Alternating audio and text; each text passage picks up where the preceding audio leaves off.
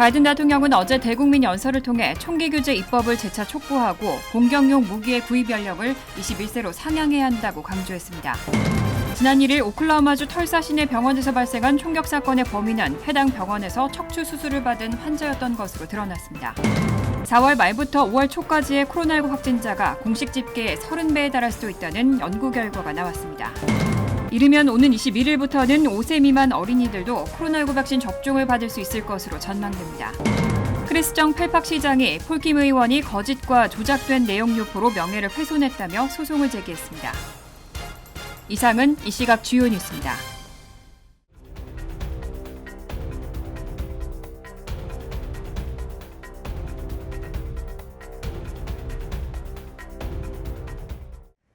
시청자 여러분 안녕하십니까? KBN 뉴스입니다.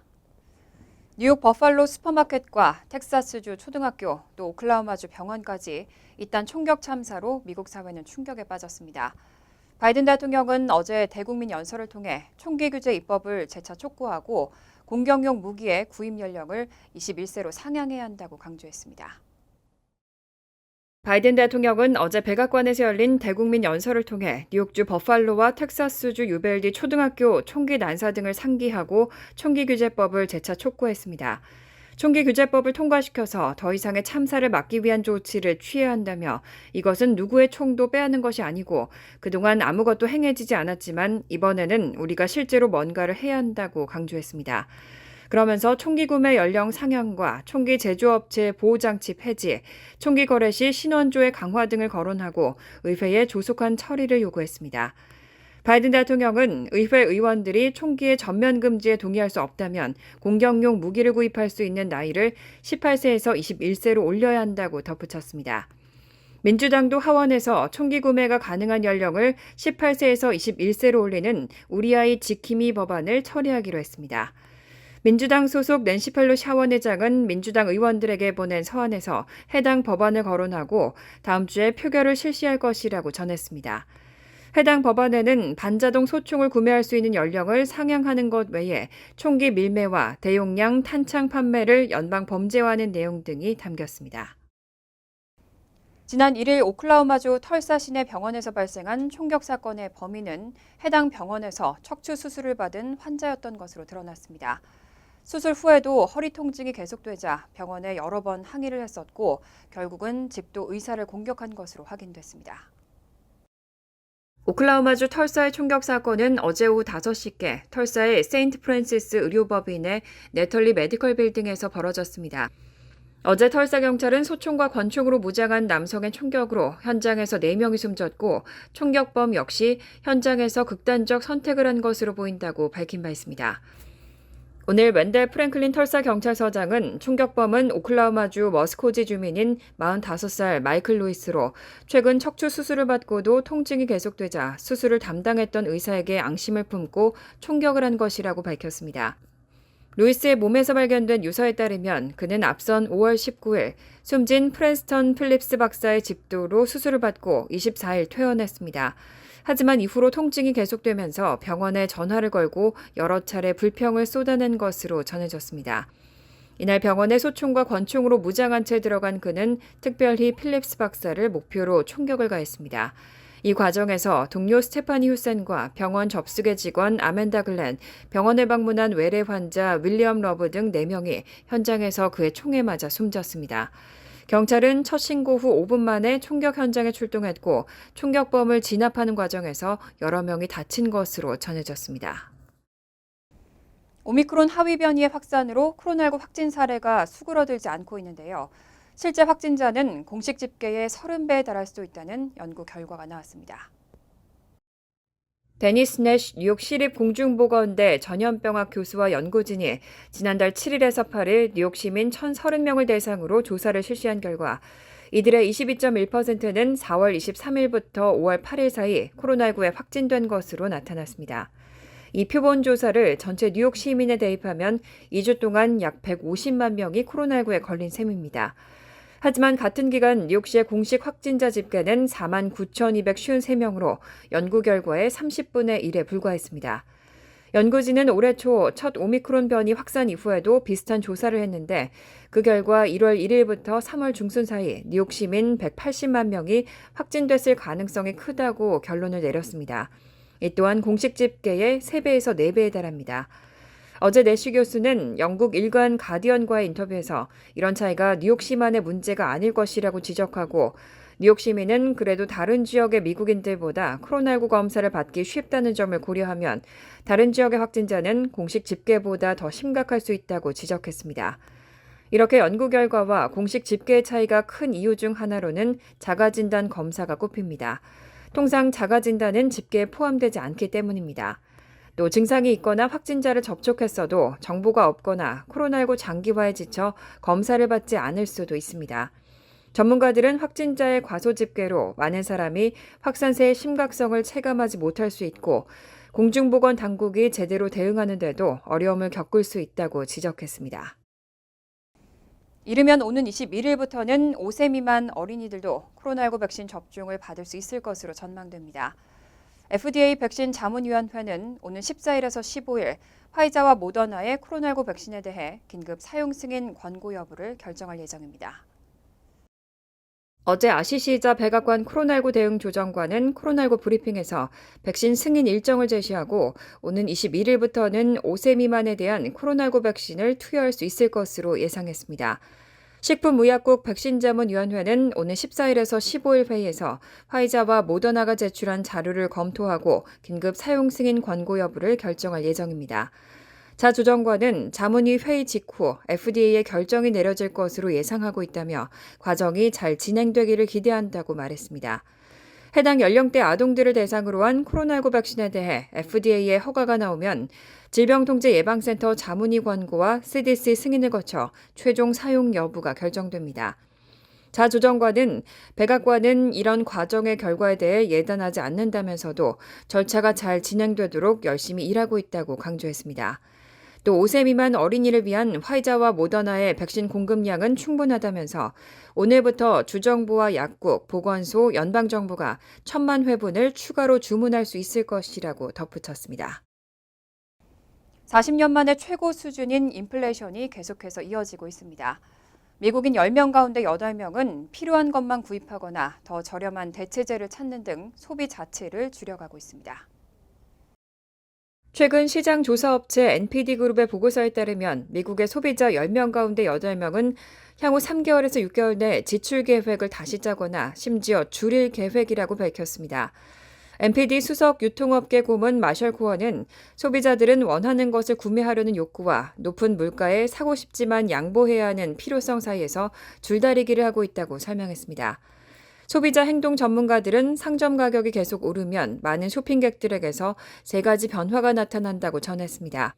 먼저 소비자들은 기존에 사용했던 상품을 더 싼 대체재로 바꾸고 외식처럼 필수적이지 않은 소비를 중단합니다.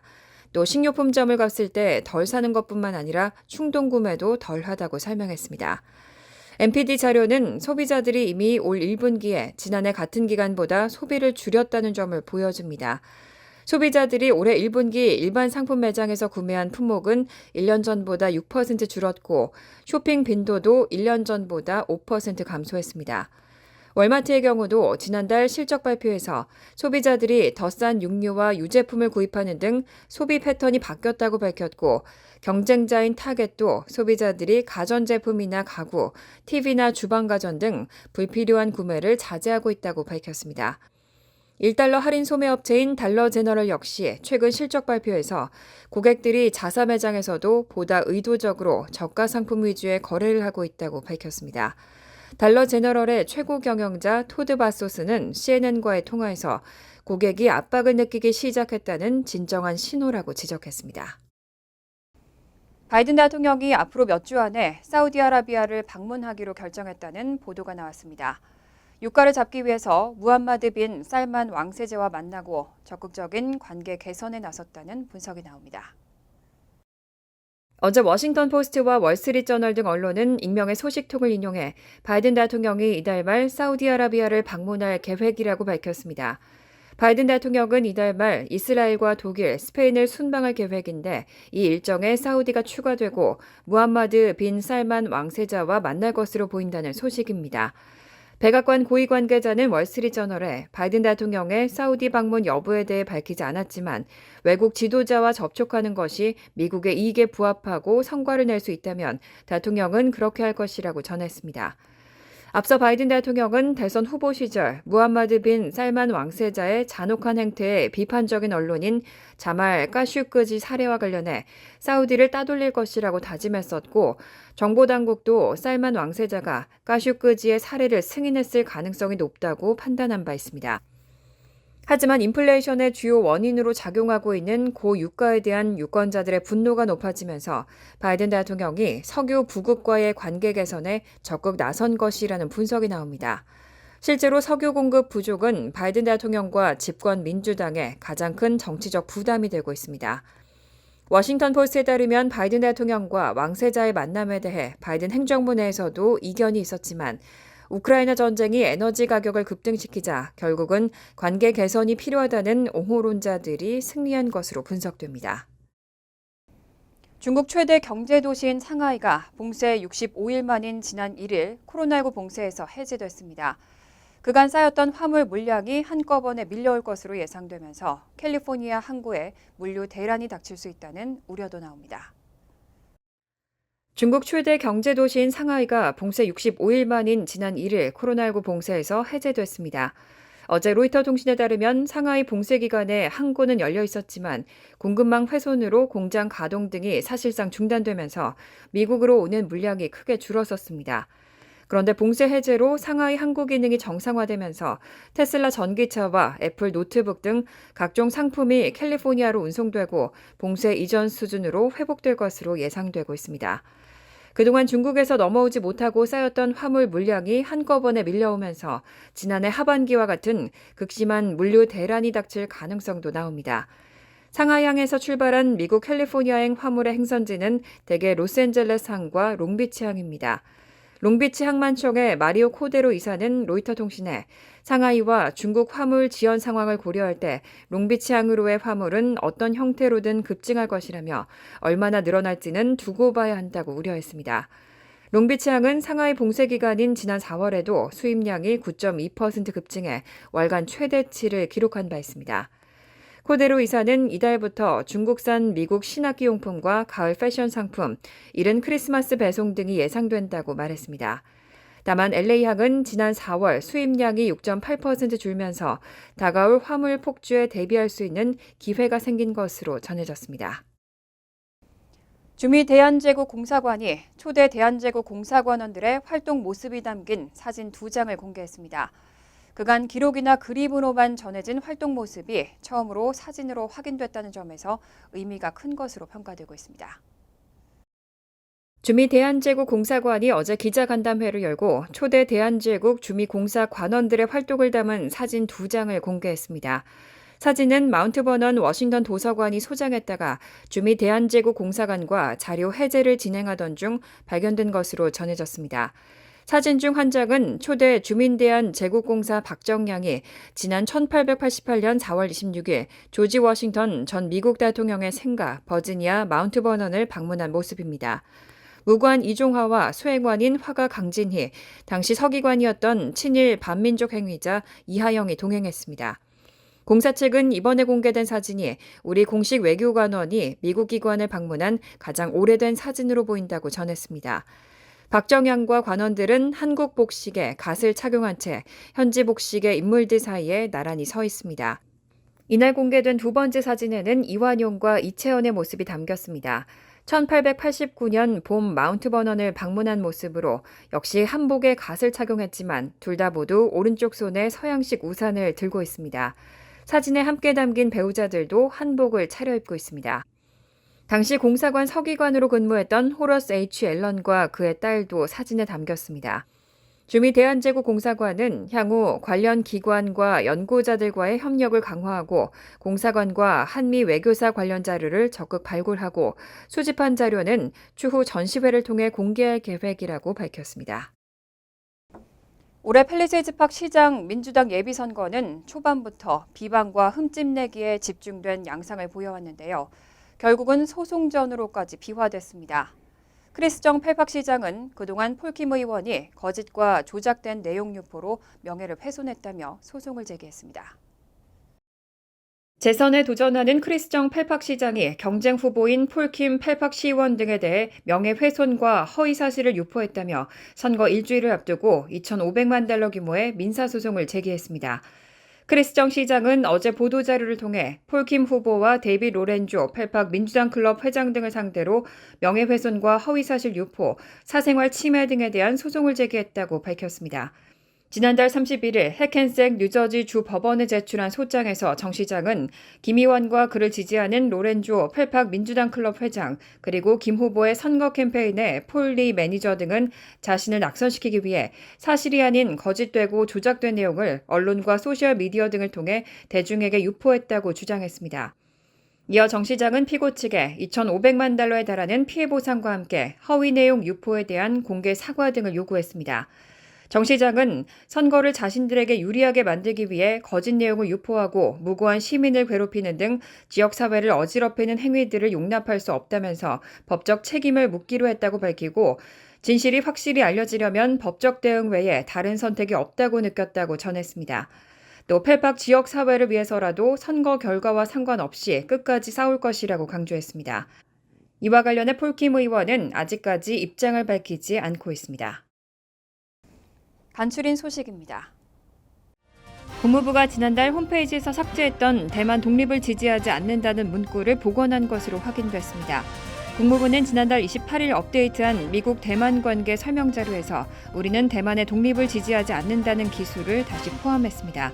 앞서 같은 달 5일 업데이트된 자료에선 해당 표현이 삭제됐었고 대신 대만은 민주화 과학 분야의 선도 지역으로 미국의 인도태평양 전략의 중요한 파트너라는 표현을 추가하면서 미국의 대만 정책이 변한 것이 아니냐는 관측이 나온 바 있습니다. 어제 크레인스 뉴욕은 연방수사국 통계를 인용해 2020년 뉴욕주에서 총기 소지를 위해 국가범죄 경력조회 시스템을 통해 실시된 신원조회가 50만 7,940건을 기록해 코로나19 팬데믹 전인 2019년에 35만 5,374건보다 약 43% 증가했다고 보도했습니다. 또 2021년에는 46만 4,575건으로 2019년보다 30% 증가했습니다. 올해 5월까지는 14만 1,884건의 신원 조회가 이뤄진 것으로 파악됐습니다. 한편 연방질병통제예방센터의 최신 통계에 따르면 1년 동안 뉴욕주에서 집계된 총기 관련 사망자는 1,052명으로 전국에서 18번째로 많습니다. 미국 제너럴 모터스의 자율주행 자회사 GM 크루즈가 샌프란시스코 시내 일부 지역에서 30대의 무인 택시를 상용 운행할 수 있게 됐습니다. 로이터 통신 보도에 따르면 캘리포니아 공공시설위원회는 어제 GM 크루즈가 샌프란시스코의 덜 붐비는 지역에서 오전 10시부터 오후 6시까지 30대를 운행한다는 조건으로 무인 자율주행 택시 영업을 허가했습니다. 샌프란시스코에서 자율주행 무인 택시가 영업 허가를 받은 것은 이번이 처음입니다. 다만 폭우가 쏟아지거나 안개가 낀 날에는 무인 택시를 운행할 수 없습니다. 퀸즈 라과디아 공항 터미널 C가 재공사에 착수한 지 6년 만에 내일 재개장합니다.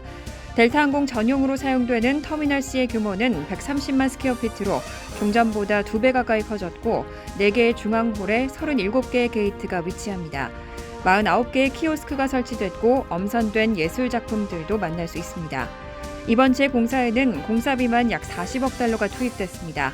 이번 터미널 C 재개장은 지난 1월 터미널 B가 재개장한 이후 두 번째로 라가디아 공항 측은 예정보다 2년 앞선 2024년 모든 재공사를 마친다는 계획입니다. 환율과 증권 소식입니다.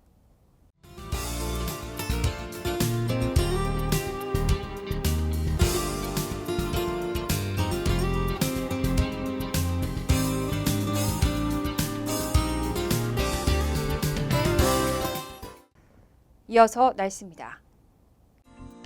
토요일은 화창하겠습니다.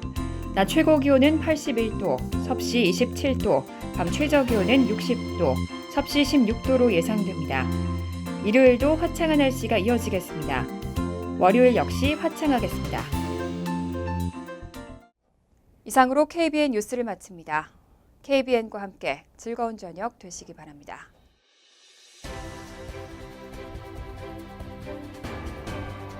미 동부 최대 한인방송 KBN이 제작하는 KBN 뉴스는 웹사이트 mykbn.com 그리고 유튜브와 페이스북에서 다시 보실 수 있습니다. 좋아요, 구독, 알림 설정은 뉴스 제작에 큰 도움이 됩니다.